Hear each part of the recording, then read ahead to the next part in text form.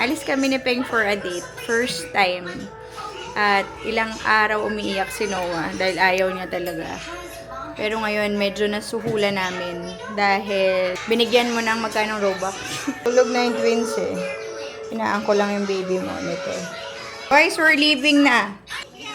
We're leaving na. Be good to Ate Becca. Ha? We're coming home agad. And then you can always message us and call us. And then we're coming home before 12. Ang bored. Kanina pa ito umiiyak. Inis na inis na. Ay, that's not nice. Don't do that. Okay, 11. We're going 11. Beso, beso. Be good to Ate Bekbek ha. Wala kasi si Jessica ngayon. Kaya mo kaya, Ate Bek? Oo, pero usog. Basta tawag lang kayo. Diyan lang kami sa Pasig lang pala. Happy boys. Bye. You know what they're gonna see, oh. Diba, good boy ka? I love you. First date namin. Ayaw niya kasing hindi raw pwede kami mag-date. Only for a while. Love you, Noah. Ito na. Ayaw talaga kami paalisin ito. Sige na, anak. Hindi ka pwede dun. Love you, kuya. Love you.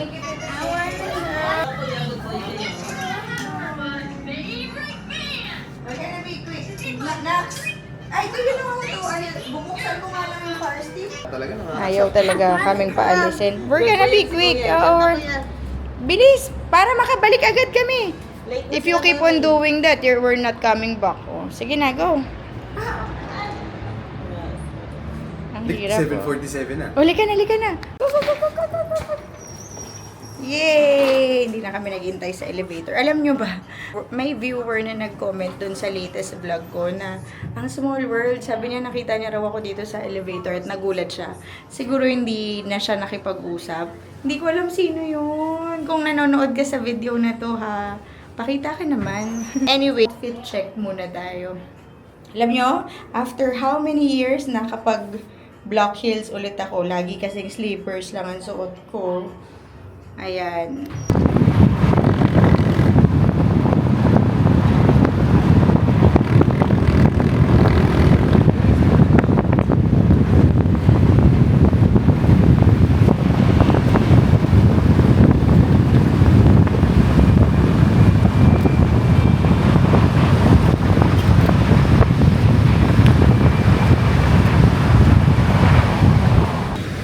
Pala na-share kung saan kami pupunta tonight, kung saan yung date namin. Sorry kung maingay kasi naka-open yung window. Kasi kung hindi naka-open yung window, sobrang dilim ng tint ng kotse natin.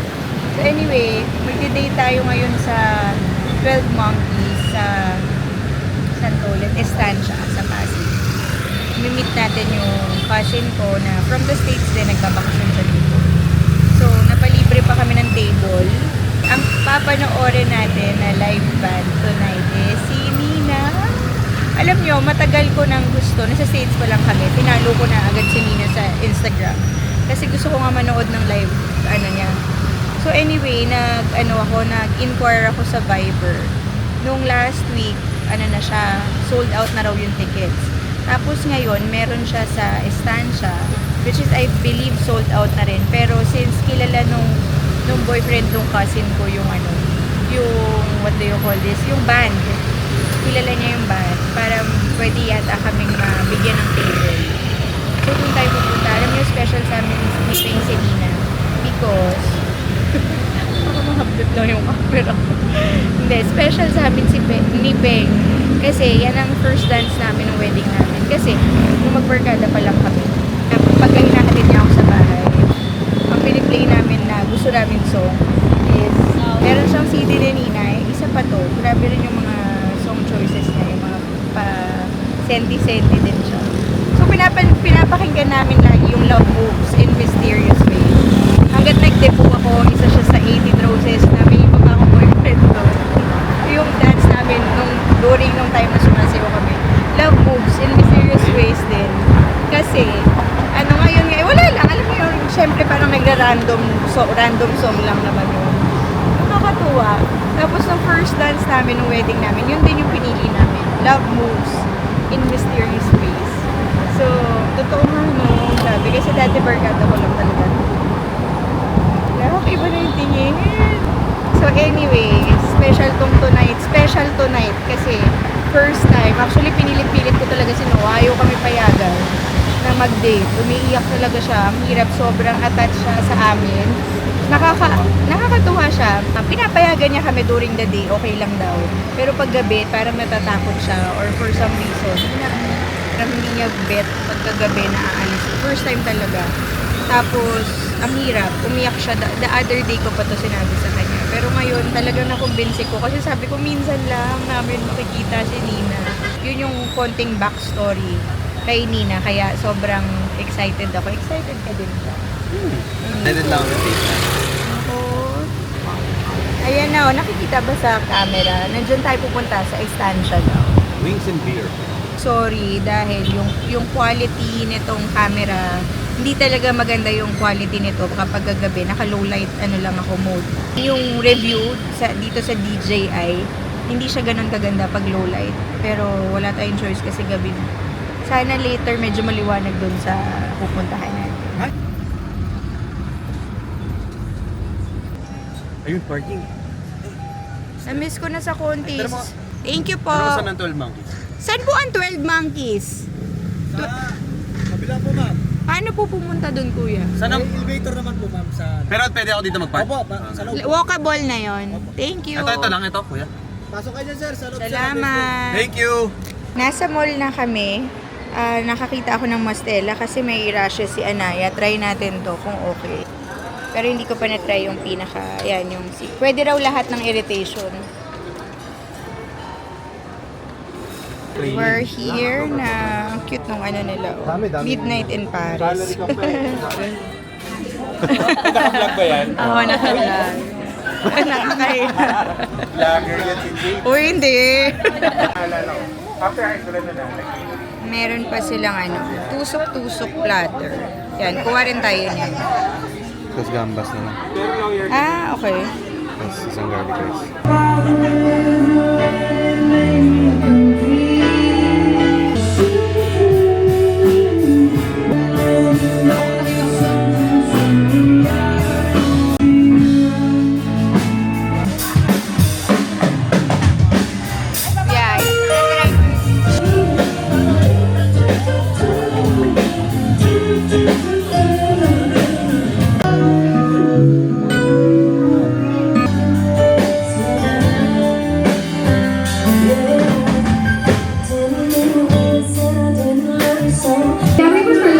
For Hank and Jade. This was their wedding song. Where is Hank and Jade? Hank and Jade. We're here!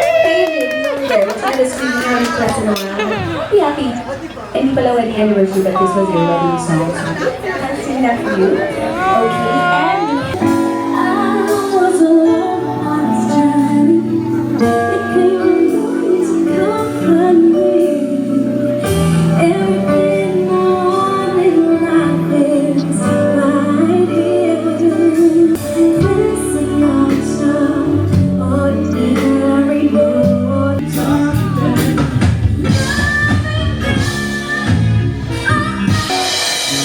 It's been quite a while. Woo! Waiting for our time. We've got some time. It's so beautiful, so warm, so deep.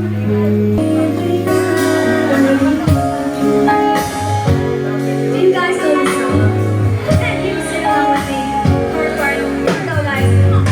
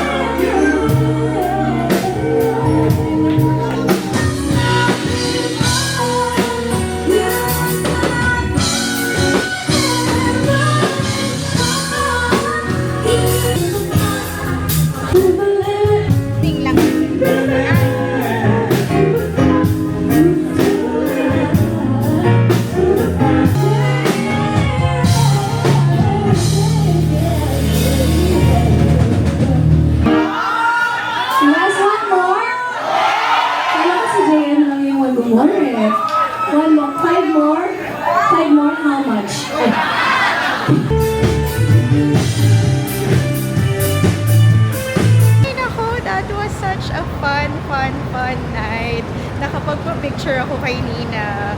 Pero ang mali ko, hindi ko nadala yung vlogging camera. Nagmamadali na kasi yung cousin ko, basta may kilala sila doon. So pumunta na kami doon sa parang backstage, yung pa-exit sa likod. Sabi ko kay Peng, siya maghawak nitong vlogging camera. Kaso hindi na siya nakapunta doon sa may likod. Phone lang yung dala ko. So, sayang. Nag-fangirl ako. Nag-shake hands kami.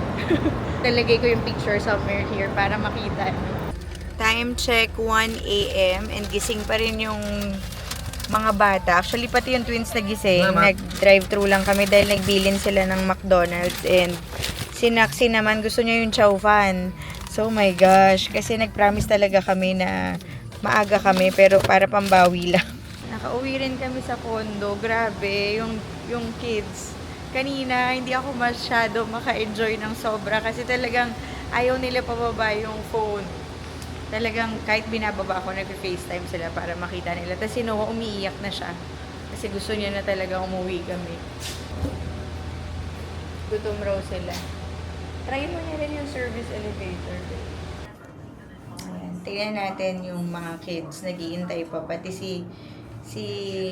yung twins daw nagising. Tapos, si Ate Beck lang pala kasama nila doon kasi si Jessica nag-day off. Umuwi siya sa kanila. So, kawawa naman si Ate Beck kasi mag-isa lang siya. Nagising yung twins. Yan na. Mukhang naririnig ko na sila from here. In fairness, yung shoes na to, sobrang comfy. Alam niyo bang na-thrift ko lang to? Knock, knock, knock! Yay! Good boy! Galit siya, galit. Ay, oh no. You lied. You said you'd come back until under 12. Yeah, but what Look what mommy There's some Chowking. Where's the Chowking? Here's Chowking. Did I lie? Where's Ate Vic? Baby's got a sleigh. Is that Mom? Yeah. Quiet, quiet. Natutulog raw. Oh, can I talk to Mom? Yeah.